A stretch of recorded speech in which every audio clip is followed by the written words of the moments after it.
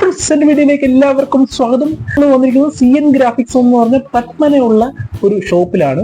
പത്മന എന്ന് പറയുന്നത് നമ്മൾ കരുനാപ്പള്ളിയിൽ നിന്ന് വരുവാണെങ്കിൽ KMML കുറച്ച് മുമ്പായിട്ട് ഒരു വാട്ടർ ടാങ്ക് ഉണ്ട്. ആ വാട്ടർ ടാങ്കിൽ നിന്ന് ലെഫ്റ്റ് കയറി സ്വല്പം പോകുമ്പോഴത്തേക്ക് കാണുന്ന ഷോപ്പാണിത്.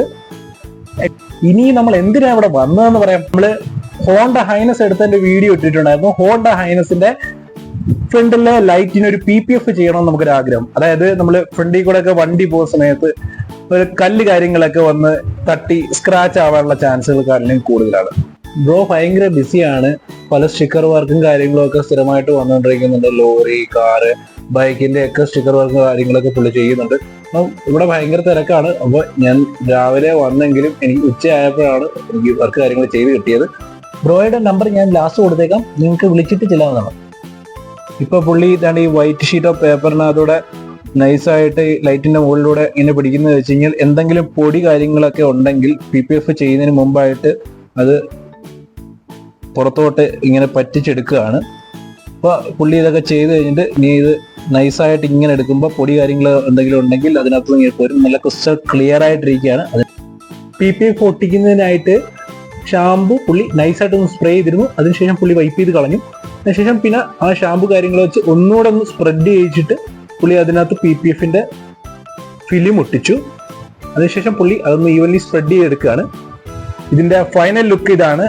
പുള്ളി വർക്കൊക്കെ കഴിഞ്ഞു. അപ്പോൾ നല്ല ക്രിസ്റ്റൽ ക്ലിയർ ആയിട്ട് ഒരു എയർ ബബിൾ പോലും ഇതിനകത്തില്ല.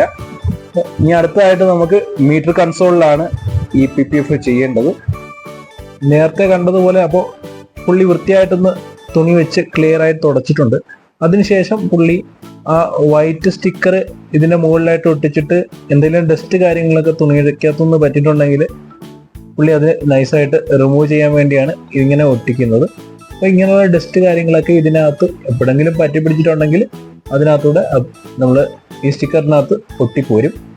ഈ മീറ്റർ കൺസോളിന്റെ ഒരു പ്രശ്നം എന്ന് പറഞ്ഞു കഴിഞ്ഞാൽ ചെറിയൊരു പോർഷൻ നിങ്ങൾക്ക് കാണാൻ പറ്റുന്നുണ്ട്. ഇപ്പോൾ ഈ എടുക്കുന്ന ഒരു പോർഷൻ അവിടെ നമ്മൾ ഒട്ടിക്കുന്ന സമയത്ത് കറക്റ്റായിട്ട് ലെവൽ ചെയ്യാനായിട്ട് ബുദ്ധിമുട്ടായിരിക്കും.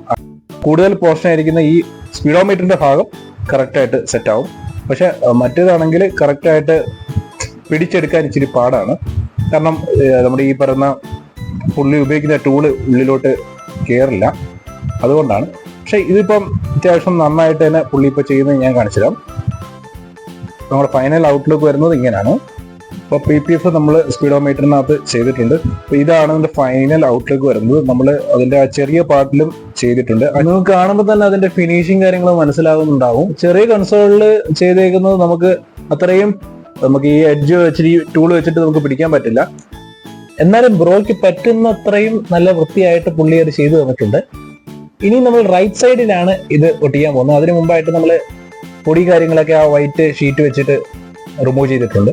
അതിനുശേഷം നമ്മളിവിടെ ഒട്ടിക്കുന്ന ഒരു ബ്ലാക്ക് ഫിലിമാണ്. അപ്പോൾ ആ ബ്ലാക്ക് ഫിലിമിന്റെ ഒരു എഫക്റ്റ് എങ്ങനെ ഇരിക്കും എന്ന് നിങ്ങൾക്ക് ഞാൻ ഫൈനൽ ഔട്ട് കാണിച്ചു തരാം. ബ്രോ എക്സസ് വന്ന ഫിലിം കാര്യങ്ങളൊക്കെ റിമൂവ് ചെയ്തിട്ടുണ്ട്. ഇനി നമുക്ക് നൈസായിട്ടൊന്ന് തുടച്ചു കഴിഞ്ഞതിന് ശേഷമുള്ള ലുക്കാണ് ഇത് കാണുന്നത്. നല്ല അടിപൊളിയായിട്ടുണ്ട്. ഒരു നല്ല ക്രിസ്റ്റൽ ക്ലിയർ ആയിട്ട് ഒരു എയർ ബബിൾ പോലും വരാത്ത രീതിയിലാണ് ബ്രോ നമുക്ക് സെറ്റ് ചെയ്ത് തന്നിരിക്കുന്നത്. നിങ്ങളുടെ വണ്ടി ഇതുപോലെ നിങ്ങൾക്ക് ഒരു PPF കോട്ടിങ് ഹെഡ്ലൈറ്റിനോ അല്ലെങ്കിൽ ടാങ്കിനോ എന്തെങ്കിലും ചെയ്യണമെന്ന് ആഗ്രഹം ഉണ്ടെങ്കിൽ ബ്രോയെ വിസിറ്റ് ചെയ്യാൻ ഞാൻ നമ്പർ കൊടുത്തേക്കാം. എൻ്റെ വീഡിയോ ഇഷ്ടമായാൽ ഒന്ന് സബ്സ്ക്രൈബ് ചെയ്ത് സപ്പോർട്ട് ചെയ്യുക. Bye bye, see you next video.